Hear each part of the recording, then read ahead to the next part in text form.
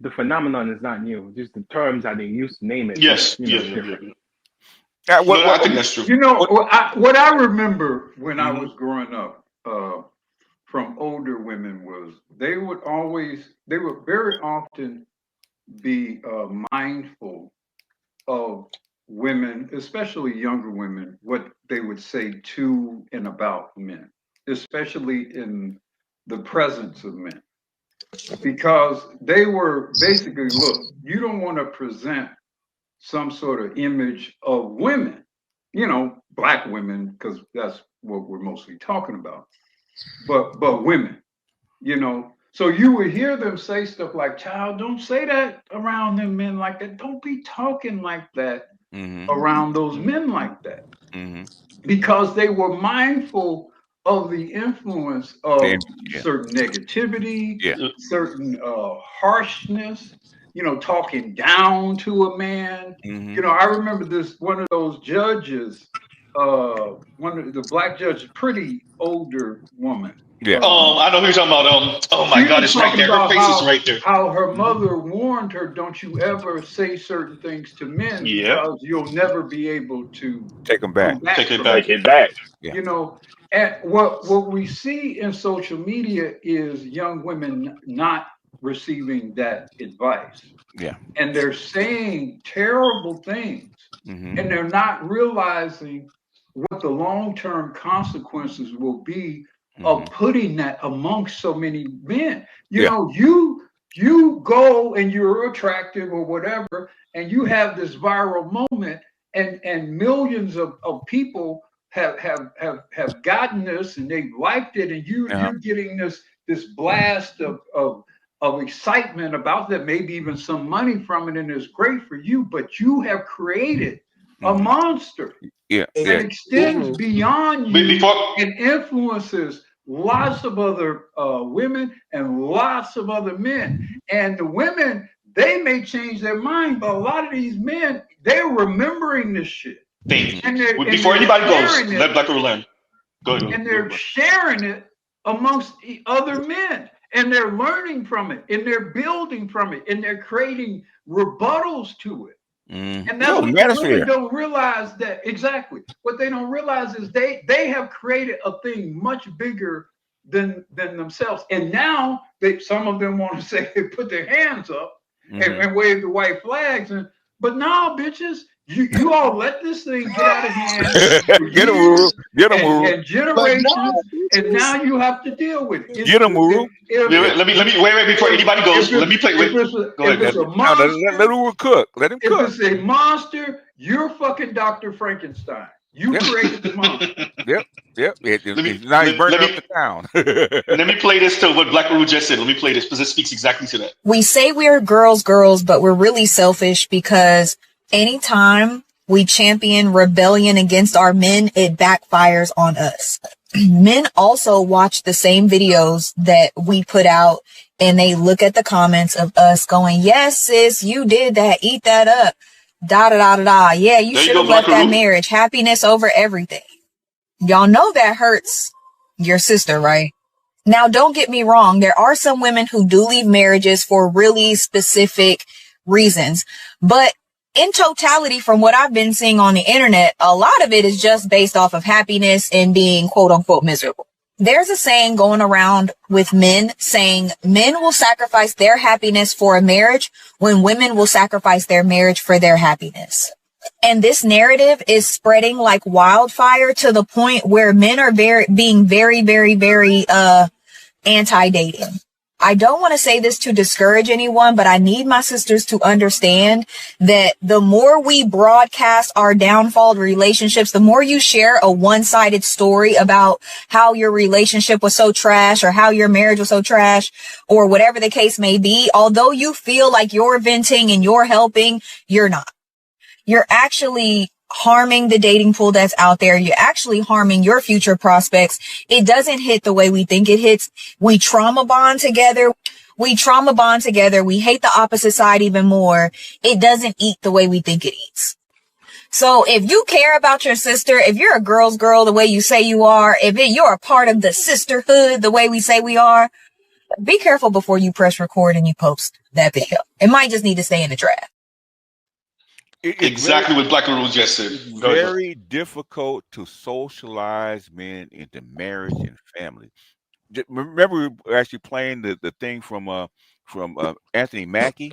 Okay, how much work he has to do to socialize his boys to do a specific thing. Okay, and all you're doing is fucking up their socialization. Okay, when they grow up and hear women say this shit, what Pop said was bullshit. I'm not doing that. Yep. Well, we have to.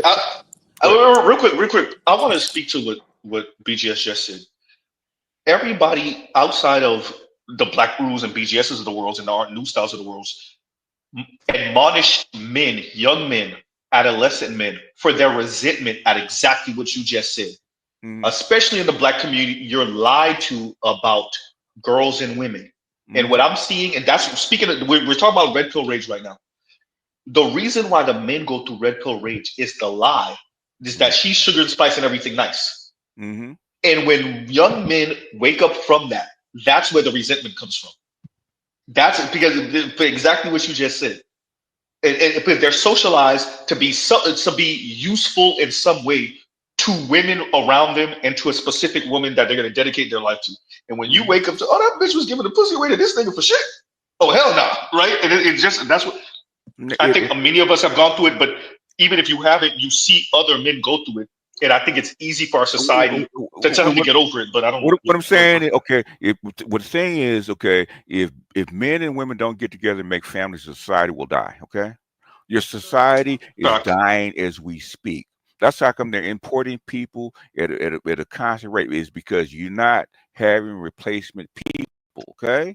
And that's the problem. That's why your society is actually dying. Feminism is actually killing your society. Okay. And these bitches said, I want to get abortions. I want to be I want to be a child free. Okay, you can do that, but guess what? When you retire, you get old, you get about 50, okay, and there's no workers to support what you do or support your lifestyle, which has been funded by the government. Guess what's gonna happen?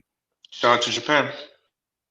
I don't even think you should say funded by the government. You should say funded by the society. We all pay for it collectively. What I'm saying is the government is the actor that distributes the money. Okay, society pays into it. Okay, and the government, which is the Leviathan, that dictates how the money is going to be distributed. Right, which that's why I say the government. Right, okay, because we don't individually go to each woman and take care of her. Right, we don't do that. Right.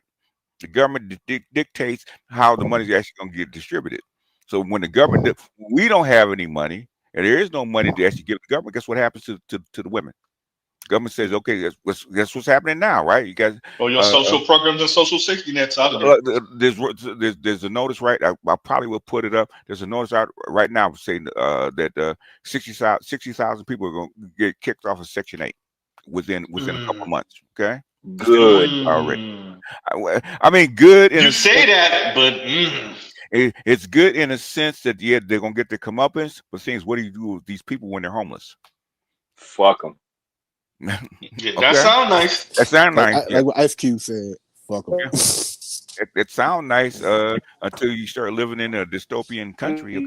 Oh shit! Wait a minute, it's not what I asked. I keep on telling everybody. Not all of us are Rambo. That woman's 16-year-old son can make a really bad day for you. Winter will come for us all. Yes, it will. It will come for us all. Yeah. We all pay that cost, but I'm prepared. I'm prepared. You breaking up, Z? You know, you may think, brother, with all due respect, you may think you're prepared. You're not. No, I didn't even finish my statement. None of us are prepared for the. No, you didn't let me finish my. I didn't finish my statement. PK. Oh my God! When elders are talking, bro, let the elders talk. Chill. I promise you. Z. I don't know if you can hear us or not, but I appreciate it. Z, you broke up. Z, you broke up. I was in the middle of saying something.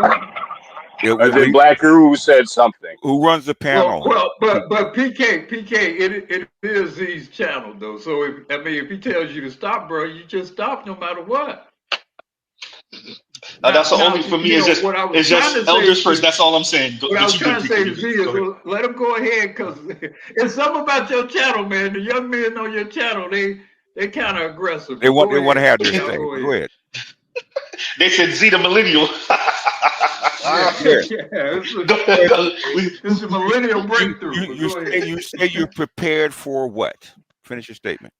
Yeah, that's okay. I can finish my statement now. Yes. Go ahead. All right. So what I was saying is I'm prepared to watch them suffer. I mean, unfortunately, we are going to have to pay that price because we collectively paid into it in the first place. You know, sometimes you have to deal. We didn't have any prevention to this issue, so now we have to deal with the cure, and the cure comes with pain, doesn't it?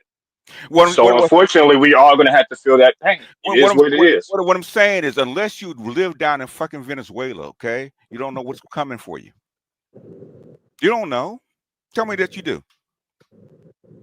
Of course not. No one does. No one does. In other words, you're not prepared. You're not prepared for this shit. You never lived through it. You never lived through it, so how do you even know what to prepare for? Mm-hmm. Y'all didn't even live through Jim Crow, okay? Okay. Go ahead, Leon, because I know. Real quick, as a matter of fact, before we do that, PK, read this for me if you don't mind, and then we'll have Leon, because Leon, I know he probably on lunch break or whatever. I know he at work, so go ahead, PK. All right. It says everything is cool until one of them is knocking you upside your head trying to steal what you got. I live in the cornfields. But anyway, go ahead. That don't mean anything. Them niggas coming. Go ahead. Go ahead, Leon. Yeah. Okay. So I've been jumped more than 10 times, and I've jumped people. Well, the idea of like just thinking like these people are going to be destitute and they're not going to get you is just fucking crazy. Okay. Like, look at Louisiana, the most recent one. Yo, people were selling anything for a small pack of cookies, and killing people for a small pack of cookies. It's like brothers think they're gonna survive out of like, I don't know what it is, but you're gonna get fucked up. And my thing is, I don't want that amount of people out in the street because it's gonna bleed into where you are, regardless. You know what I'm saying? It's not. But is it necessary, Leon? Okay. It's not a matter of necessary. It's out of your control when it bleeds into where you are. You know, it's like a disease. It's a plague. You walking outside with your daughter and somebody snatches your wife's purse in a neighborhood that used to be super nice, then beats up your kid, snatches up your all of that can be out of your control when situations arise like that. Have you ever lived in a society where every house or every group of houses has a wall, has a 12-foot high wall around it? When I would go visit my dad in Haiti when he was living in Haiti, yes. Okay. There you go. You can go to Haiti. You can go fly to Haiti and go see how they live. Okay, you want to live like that?